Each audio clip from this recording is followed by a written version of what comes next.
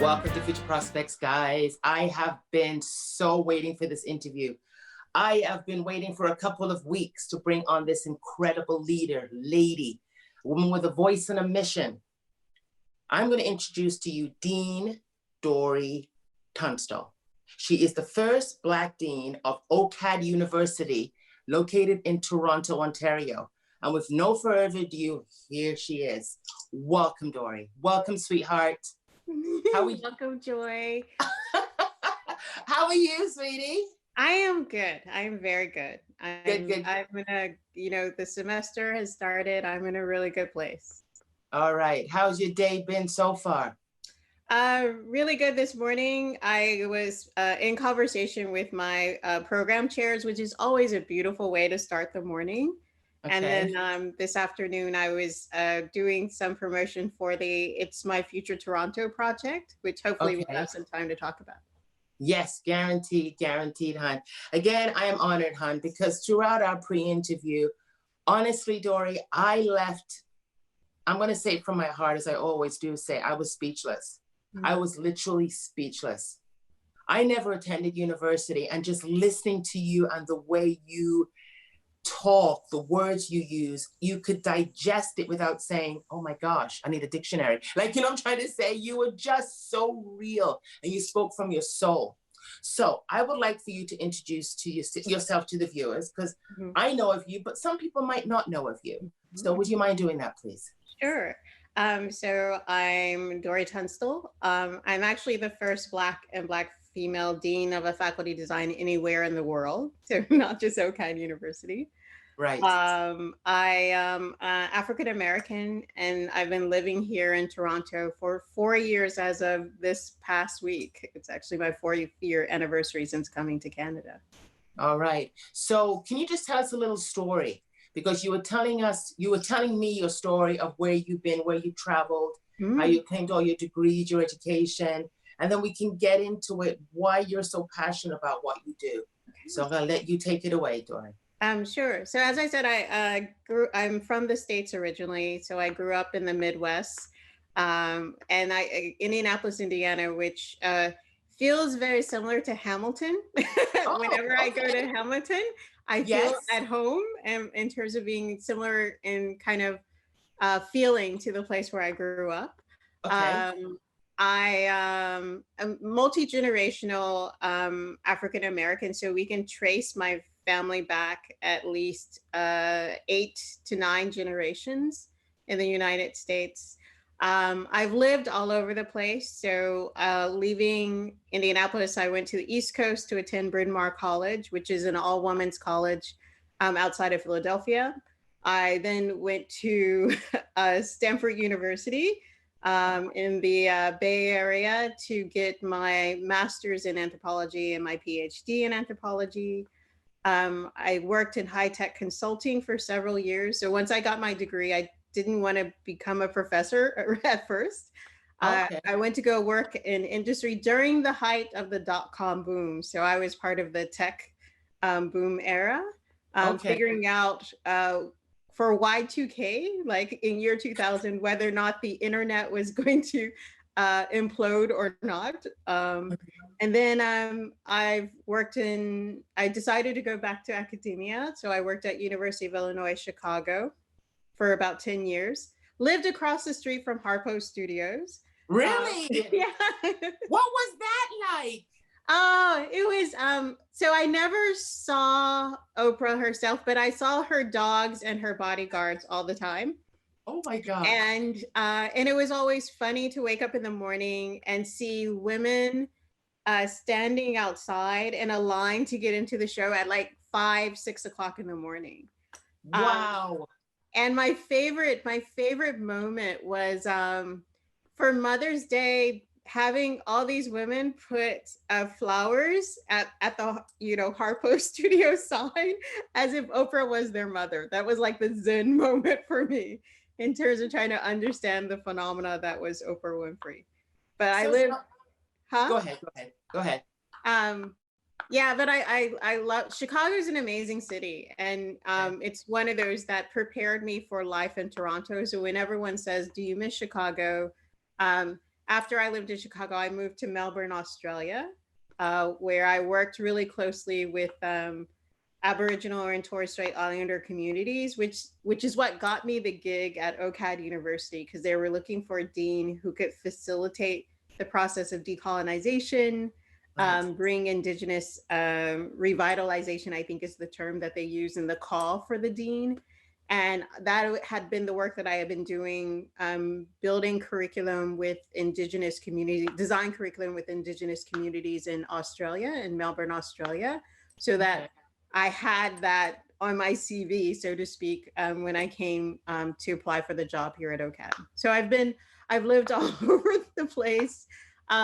When I got my PhD from Stanford. So I did my field research in Ethiopia. So I lived in Ethiopia for 2 years. So I've lived all over the place. I've traveled all over the place. Home is where I just have people I love because there's so many places that I've been to. Yes. But I'm really happy to be here at OCAD University here in Toronto. It's really the work I've been able to do as Dean of Design is the culmination of all of my experiences, just brought to the next level in terms Yes. of being really having the opportunity to be authentically myself and Right. having the opportunity to create the conditions for significant impact on others. So, Well, I'm going to embrace that part of being yourself and that you are. We're going to have your social media handles up where anybody can visit your website as well as your social media and Instagram. And that's how I discovered you. mhm. And when you say being yourself, you are unique, you talk from the heart, but you're not afraid of embracing who you are Mm. and what you are. So why is that now as a dean, an educator, a woman that's on a mission, which you are, I love that smile. Why is it so important, my love, to be yourself? Because a lot of young people have an issue with that. Well, I think it's really important, again, being the first, right? So there is no template for being a Black dean of design anywhere, right? Right. And so for me, it's really important to to inhabit that role in a very authentic way. So, because what the template should be, right, for anyone who follows um, in that same sort of path, right, is that you need to be who you are. You need to dress the way you dress. You need to engage in the things that are important to you, the values that are important to you, and make that visible to others so that they can see themselves, right? And I'm always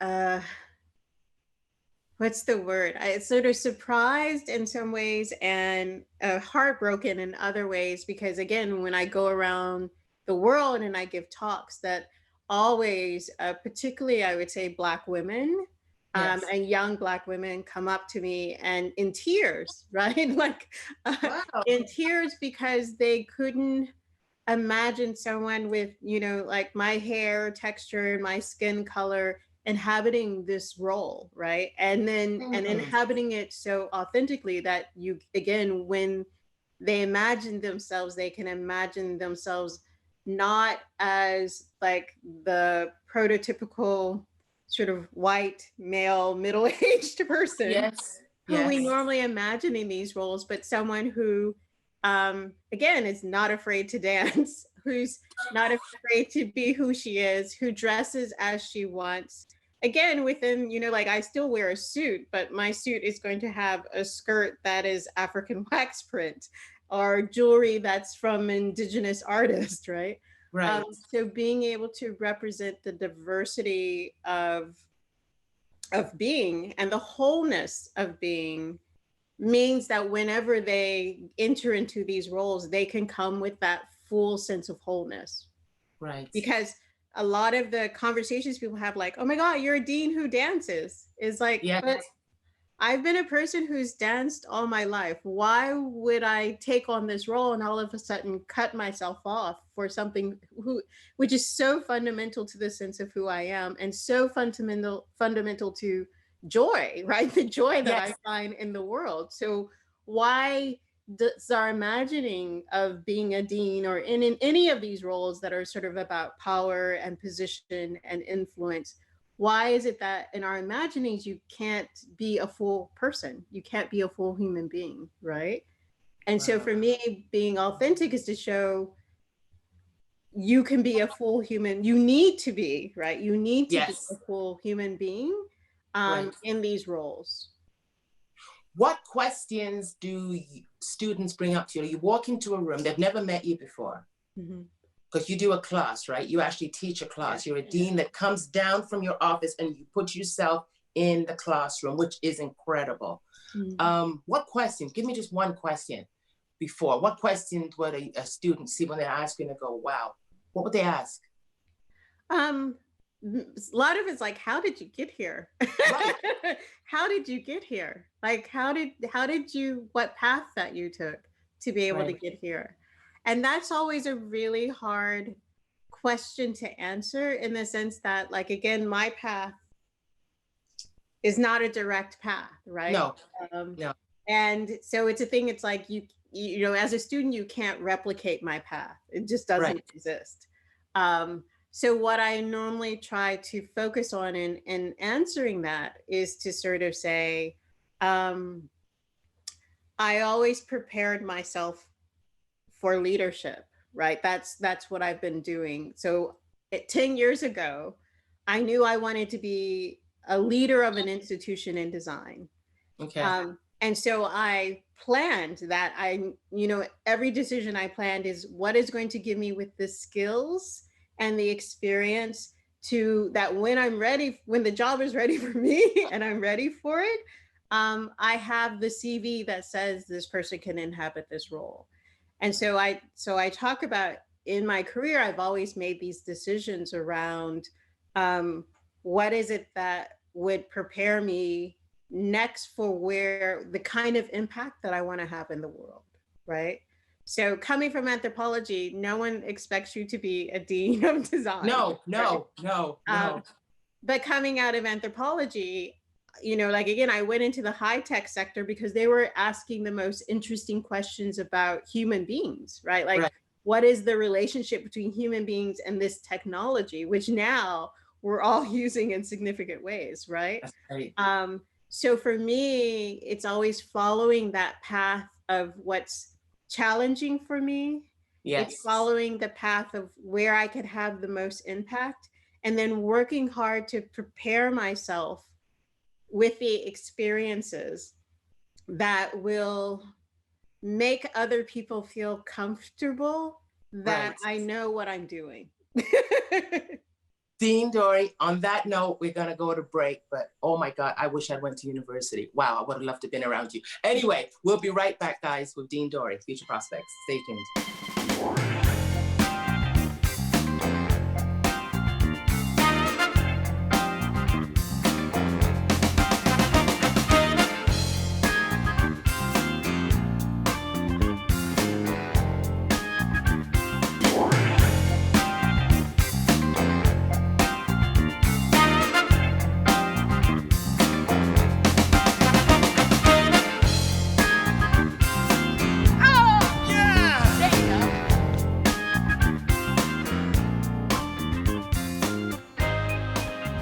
Welcome back to Future Prospects with Dean Dori Tunstall of OCAD University in Toronto.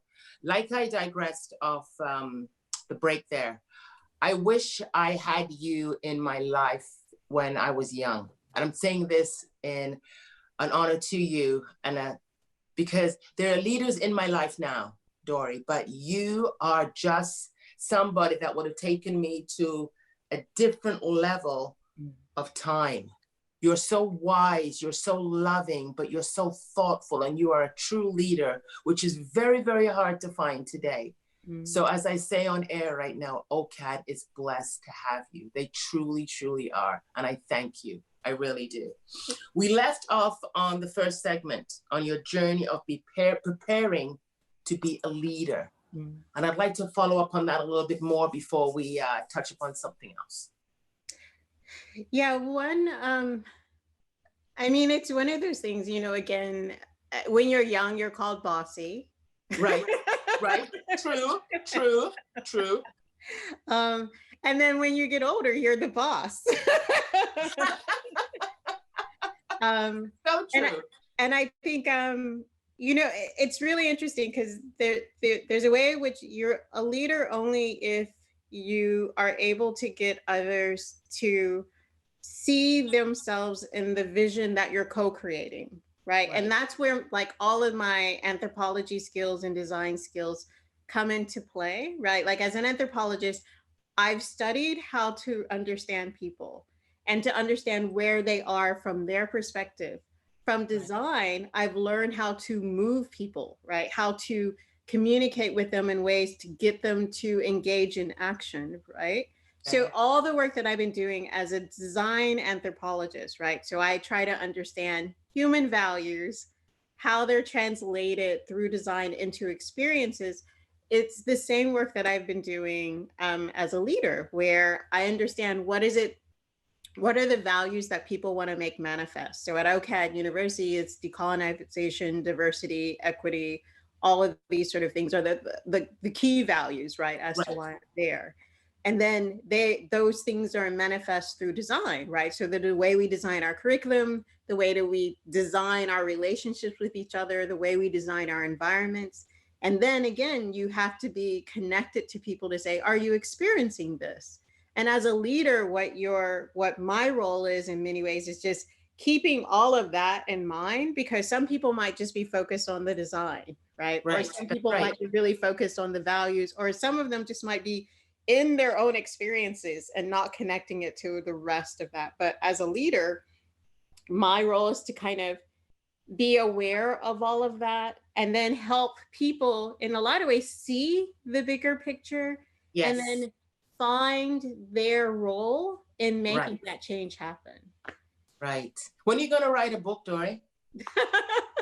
Well, I tell people now, it's like I'm in the doing mode, right? So Right. there's a point where you're just making the change happen, right? Right. And then there's a point in which you can step back from that and begin to sort of analyze and focus down and communicate. Now, Okay. a lot of that I'm doing through talks, right? So I'm presenting everywhere and I'm synthesizing and I'm in the process of actually doing it. But I probably have another year or two where I'm just in the moment of doing, right? Right. And then after that, I think I've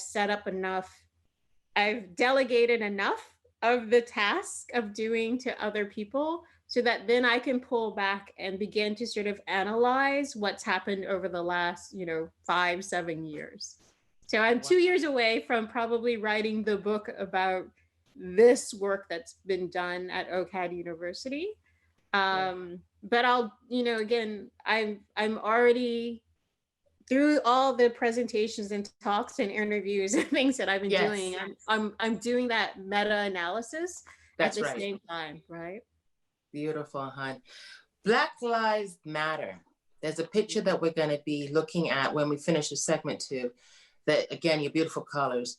But we talked about that a little bit throughout the pre-interview, just a little bit. But now, what's your thoughts on that? Like being a first Black dean in the world, okay, accomplished so much, where I'm going to talk plain for a second, and I always do. I talk from my heart. We've got some issues with young Black students or young Black people that don't see the opportunity. So they'll look at the show and they'll say, wow, okay, she's accomplished this, she's done that. But a lot of them come from neighborhoods or areas in life where they don't see that, Dori. Mm. And they're still dealing with issues of, how would I say, of the same opportunities are presented to them. They want to know that they have a hand up. We've had guests on the show that's talked about, there was one group by Seasons, a young Black man that was speaking, and he says, I just want to know that I get the same opportunity as everybody else. Mm-hmm. Now, what is your thoughts on the Black Lives Matter moving forward? Just your thoughts. Yeah, well, I mean, Black Lives Matter is really about removing the systems of oppression that have Right. made it so that Black people don't have the same opportunities. Um, and they don't have the same access, right, to be able to gain it. It's like the like I'm very conscious of the fact that as a dean of design, I'm in my position because I'm what I label as a super token, meaning that uh, because of like the intelligence that has been supported by my family, been supported by my teachers, that I excel beyond the expectations of what one has for a mediocre white person. Beyond, right? Just beyond. Like, again, so I think about the fact that, like, to be my representation says in many ways that to be the first dean of design, you have to have a PhD from Stanford. You have to have led the US National Design Policy Initiative.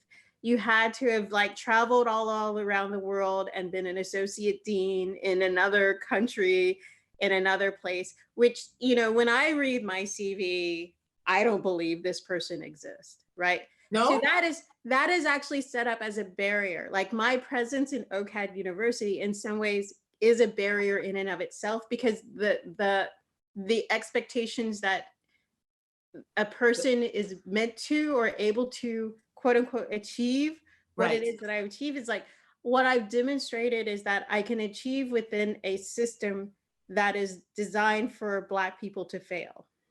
Right. So Black Lives Matter is all about the failure of every institution to recognize the importance of Black lives. And so for me, it's a thing where it's just, I excel so greatly that institutions, because they want to use my talents, right? They want to use my intelligence, that they, for a while, and it's only for a while, ignore that it's in a Black body, right? Okay. But there's always tension, right? Because I'm not supposed that the structures of that says white people are the model, right? Of success. Of being, right? Right. That I never stay at institutions for very long, right? Because even though they want to use my talents and my intelligence, eventually I get to the point where they can't ignore the fact that it's a Black person, a Black woman, who is inhabiting this intelligence, who's inhabiting this leadership, who's inhabiting this power. And so they find a way to make it very uncomfortable for me to stay in the institution. Right. How do they find it? How do they find what uncomfortable position have you been in? Well, I mean, I would say, many of the institutions I've been at, eventually I got bullied out, right? In one way or another. OCAD has been the only institution that I've been in where I haven't had that. I would say I've had experiences in which people have attempted to try to bully me out, but because I'm the dean, and that is such an important nodal point of power in the institution, they've not been successful in their attempts to do so. But it doesn't mean the attempts haven't happened, right? It just means they haven't been successful. So I think that's common in sort of, so my assumption always when I enter in an institution that's predominantly white institution is that I'm going to be there for 5 to 7 years. Okay. And I'm going to come in and I'm going to make as much change happen as possible. I'm going to dismantle the systems, right? So the whole thing about OCAD and our Black cluster hire was, part of it was just hiring the first Black full-time faculty in 144 years of the institution in design, right? But for me, the important part of that was the dismantling of that system, which kept them out, which is the way in which you write position descriptions so that in many ways, Black people don't find themselves in those descriptions. So rewriting the description so that it was about things that Black people cared for, like Black speculative futures or hip hop aesthetics. That's That's breaking down, like that's dismantling the system. That's right. Rewriting the profiles of excellence. Yes. So that it's not just a traditional academic, but people who've excelled in practice and industry, and people who have excelled in community and community engagement, right? Right. That's dismantling the system. So so it's a thing where in my leadership, I know my role there is always temporary, but again, my role is to create the space for others to flourish in that institution by dismantling all of those systems that says that this place can only accept a super token who is Black, Indigenous, or POC, whatever, in this role, right? I love the way you say super token. Okay, we only have a couple of minutes before I go to break because you got so much of your story I want to capture on the show, honey. Quickly, why do you say super token? In just a couple of seconds before we go, why do you say super token? It's like the Obama effect, right? Yeah. So you have to be perfect as a Black person. You have to be beyond the notion of perfection to enter into these spaces of power and influence. And again, you're a token because you're the only one. That's right. That's the token aspect of it. And you'll remain a token until you dismantle the systems that says that you are the measure of excellence. Like my job is to get to the point where we can hire mediocre Black, Indigenous, and POC people into positions of power and influence, because that shows, like, again, there's a lot of white men who are mediocre in these roles. So true equity is creating this space for that same level of mediocrity to exist in a BIPOC form. Awesome. Wow. Love you. Oh my God. We'll be right back, guys. That's all I can say with Dori Tunstall. Dean Dori Tunstall. We'll be right back.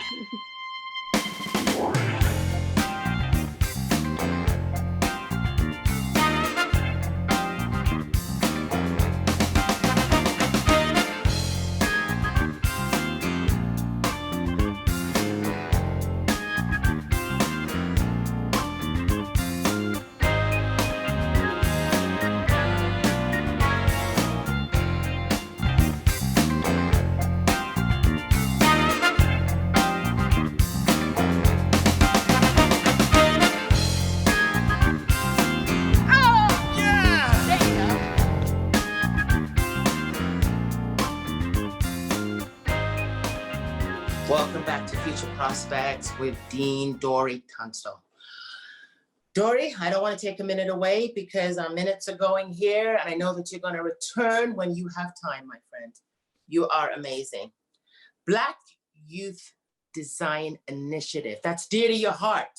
You kindly reminded me. I'm so glad you did, because I'd go somewhere else. There's so much to cover on you. Can you share with that initiative with the viewers, please? Because I know that's very, very dear to your heart there at OCAD. So the Black Youth Design Initiative came out of the experiences of Black students, alumni, and faculty when I sort of first arrived. And I'm, bright eye and bushy tail. So I'm like, what do we need? What can I do? I have this new role. I don't know what to do with it.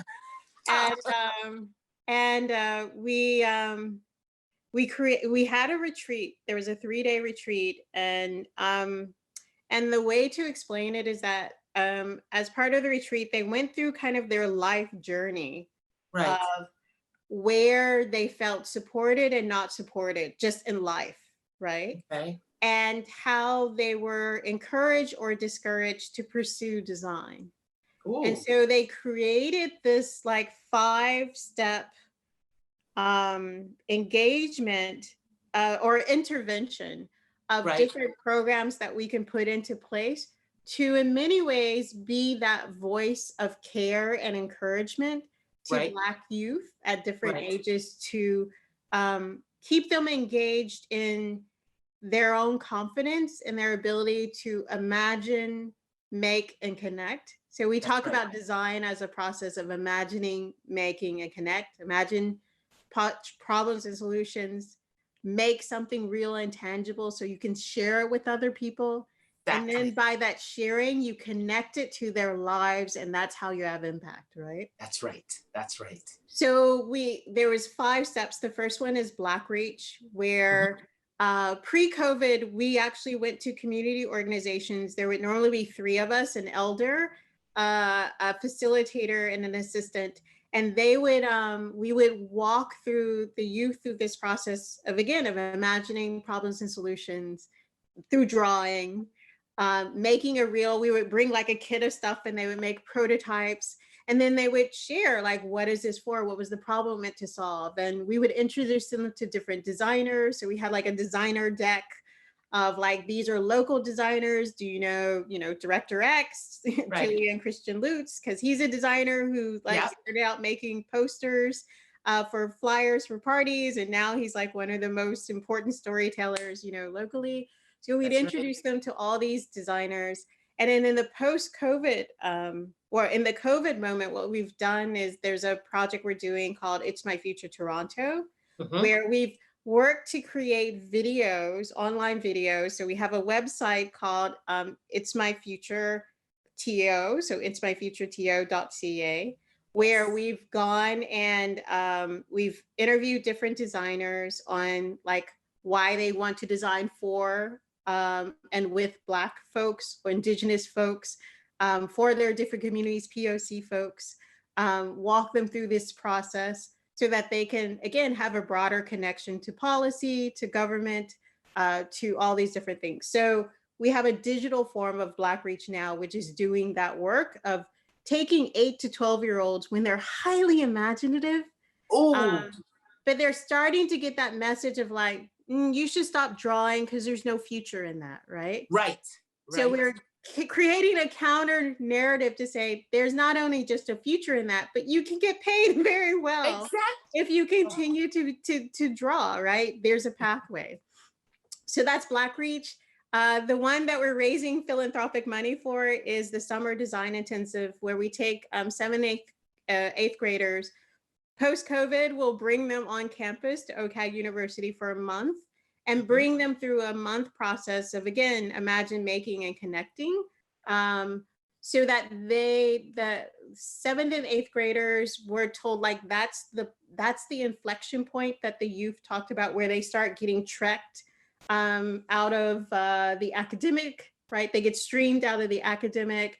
Their guidance counselors start guiding them in ways that are not aligned with their own ambitions for themselves.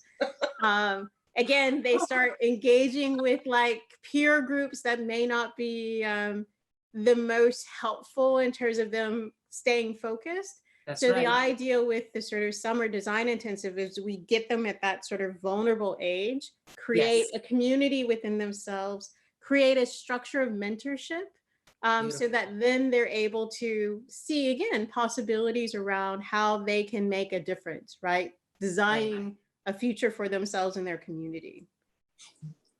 Go ahead. And then the third pillar is high school. So this is Yes. where you have to have science, math, and engineering. So we have online modules that we want to develop that will use design to teach you these subjects. So if you're making jewelry out of gold, silver, or copper, guess what? You got to know chemistry to do that. That, So let's true. use design to do that.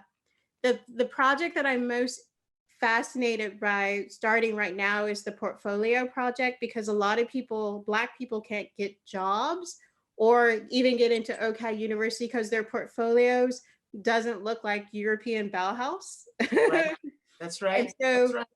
in a place like Toronto, where you have deep like Black Caribbean or deep Black North American or deep African aesthetic traditions, which have their own notions of excellence, we're Yes. working to develop guides to sort of say there is multiple types of excellence in design.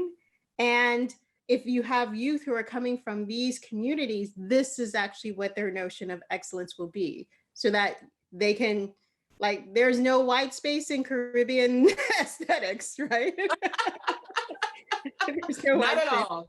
Not at Um, all. and so if you see a young person who comes in with that portfolio, you don't want to Yes. dismiss them because they don't have white space, right? Exactly. Exactly. And the last one is entrepreneurship, which is, again, really a lot of Black, our students and recent graduates, right? They want to start their own businesses. That's right. That's right, Um, Dori. and they want to be mentored by Black organizations. So we have a program called Design For, where we've been taking teams of 3 or 4 Black youth students and recent alumni of OCAD, and placing them in Black businesses so that the Black businesses get design strategic thinking skills as well as outcomes, but our youth gets mentored and supported in terms of understanding what it means to be working in a Black environment, but also what does it mean to run a business as a Black person and all the challenges that comes with it, right? Why is it now, you, just to go back a little bit here now, you started at such a young age. Why is it so important for you? You could have just left them and then to go right into high school, but you went back and you started from just like young age, embracing just by drawing, just by thinking outside of the box. Why was that so important? Because again, the young people, like again, Kamani and Andre and Olivia, like all of the young students who were involved in this process said, like, again, this is the point in which I could have been lost. Yes. And so they're wanting, for them, the program is going back to embrace who they were as a 10-year-old when, like I said, they almost stopped drawing. Or they have younger siblings, right, who are at that age and they're starting to hear the pressure and they're trying to counteract, right, that narrative because they know that there's great possibilities in being creative and making your own world. Like for us, what racism does is it tells us that we can't, as Black people, we can't connect and have impact, right? So we may make something, but it doesn't flourish, right? That's right. Or it begins to tell us when it gets deeper, it tells us like, you can have these ideas, you can imagine things, but you can't make them real. That's right. That's right. And then when it gets really, really dangerous and deeply, deeply harmful is when it limits our imagination, right? That it says you can only be these 4 things in life, and anything else you do won't have value, right? So the idea of being able to, at that early age, protect, right? In many ways, protect through the love and the care and the confidence building. Yeah, to protect that core of who they are so that they don't have to change who they are as they get more and more pressure from racism to be able to change and to limit their imaginations, right? To limit their imaginations of who they could be in the world. So we have to start, like the social pressures start then. So if we don't embrace them then, they'll never get to high school, right? They'll never get to the university for me to be able to embrace them as a dean. Oh my God. Wow. I've got 11 minutes and 50 seconds on this segment. I'm going to ask you one thing. If I put up this, it's because we have to go to break because I don't want to miss this. Okay, hon? Well, I just want to say, to learn more, go to, we have a website, blackocadu.ca, and it has all the descriptions around the Black Youth Design Initiative and all the things that we're trying to do with that. It's a beautiful thing that we put together this year because we had critical mass in terms of faculty, and with COVID, we couldn't meet together. So we've created a digital hub, blackocadu.ca, to bring our programs and our community together. Oh my God, I don't know, you're just incredible. One words of wisdom before we go to break. I'm gonna just put up this because I want to say, why is it so important, Dori, to believe in yourself no matter what you do? And if I do this, we have to go to break. Why is it so important, hon? It is so important to believe in yourself because no one else will believe in you if you don't. Right? That's right, honey. I've always had to advocate for myself, to convince and persuade people to believe in me, to give me the opportunities to show who I am. But if I don't believe in myself, if I don't trust in myself, if I don't have confidence, then I can't convince anyone else. Oh my God, you better write that book. I swear to God, I am going to be the first one to endorse it. Anyway, guys, we'll be right back here with Dean Dori Tunstall. Love you.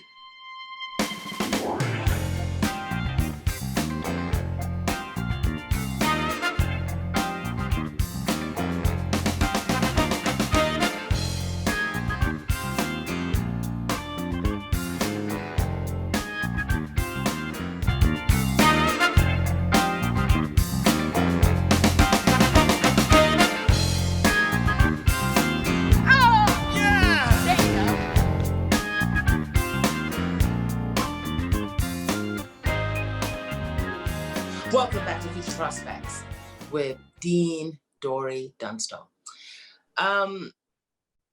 You know, I'm speechless here. I really am. And I'm me on the show, Dori. I'm me. Like, I don't have a prompter in front of me. I got a pen, I've got my pad of paper, and I got my Starbucks coffee here. And you are just everything that the curriculum needs.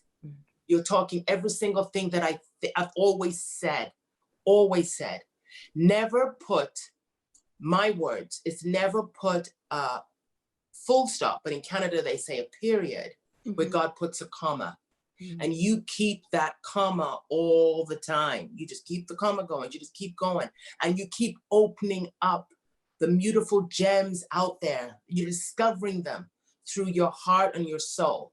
And you're just incredible, I just had to say that. But not being able to live their true self, if I'm saying that right. And we talked about that, and you were just going off camera, so I want you to share that with the viewers. Yeah.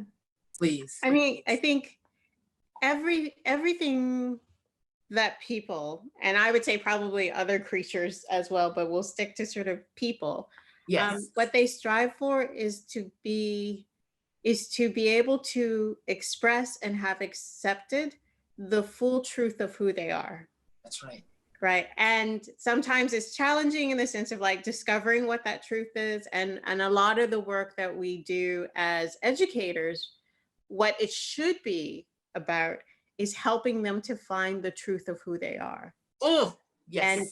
And to find that truth by, in many ways, embracing the aspects of who they are that they themselves may not find, that they are afraid would be rejected. That's right. And other times, you know, helping to kind of course correct when there's aspects of themselves that may not be maybe responding socially to who they think they're supposed to be, but is not really the true essence of who they are. So that's what education is about.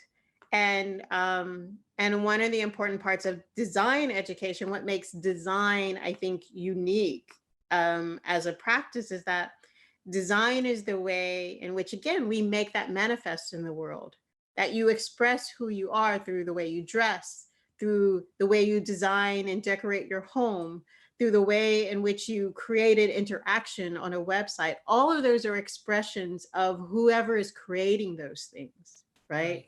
They're not separate.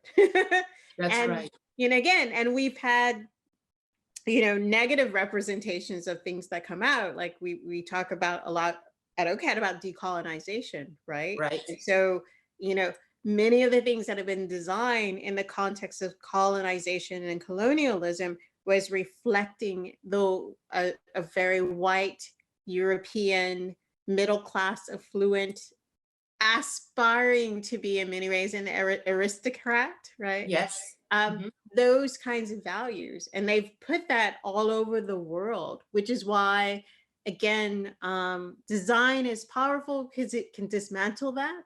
Yes. You know, I could talk about the fact that Bauhaus comes from a particular time and place in European history in which it was actually so revolutionary and utopian in its ideas that they kicked the proponents out, which is why they had to go to other places like North America, because that the ideals that they were trying to espouse around universal humankind and progress through technology, where the peasants can have the lifestyle of the aristocracy, that was revolutionary in Europe, but quite deadly as they came to places like North America, where that same ethos was became part of the dispossession of indigenous peoples, the exploitation of Black slave labor, and then later on sort of Chinese labor, Indian labor all over the world, right?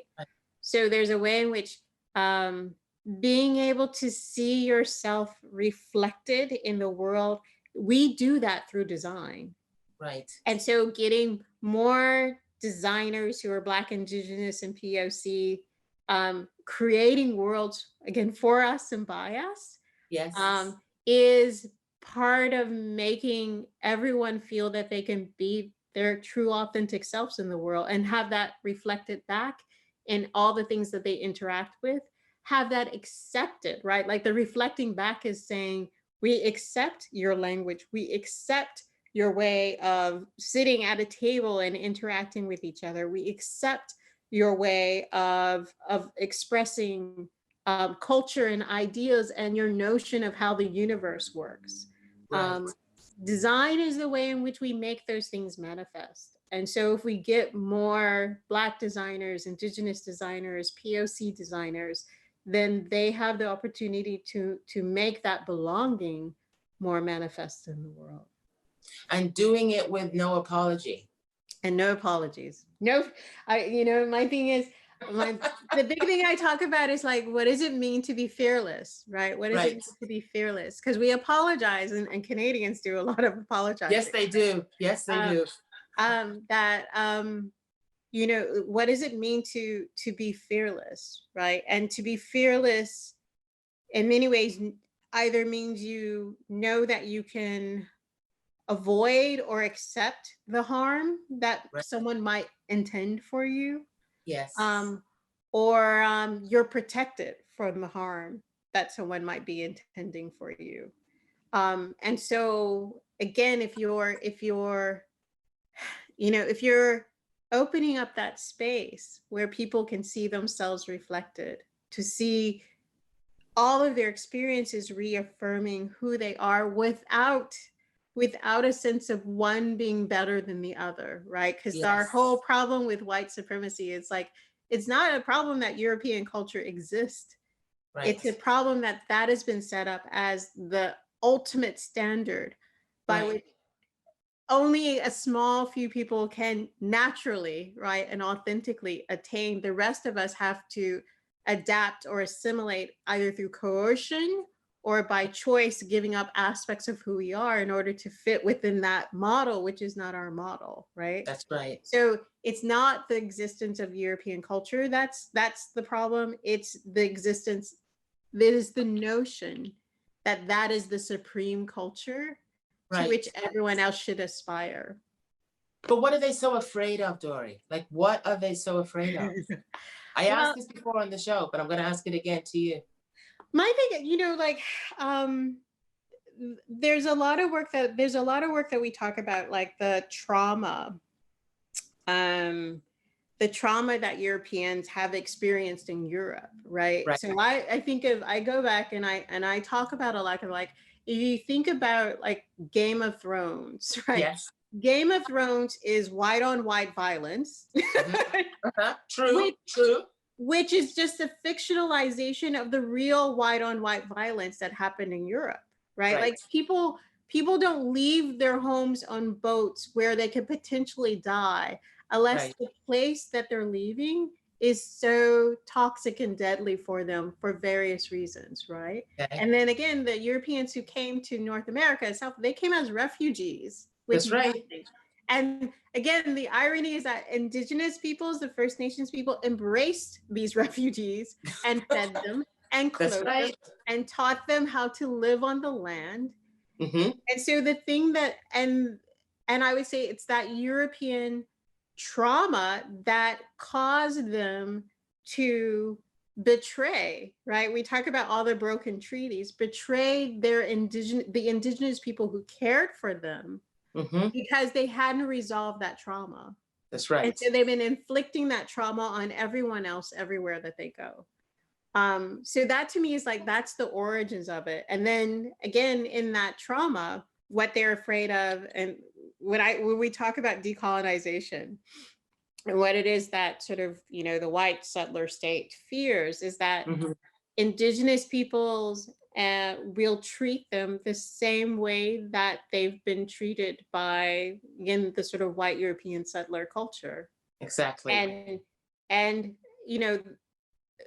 I have to say, like, I admire in many ways the deep, deep humanity of Indigenous peoples, the deep, deep humanity of Black peoples all around the world, because when Indigenous people here say that they want decolonization and reconciliation, what they're normally talking about is like recognizing the treaties, that says that we can share, not you take Yes. everything, but Yes. actually share the land and share the resources. They're not talking about we're going to kick you out and kill you. They're saying, no, we're just asking you to go back to those original agreements of sharing in which we embraced you Exactly. as those who needed love and care, right? Exactly. And so the fear is having to give up Accept. the privilege, to give up the control Yes. over everything to people who, I would say in some ways,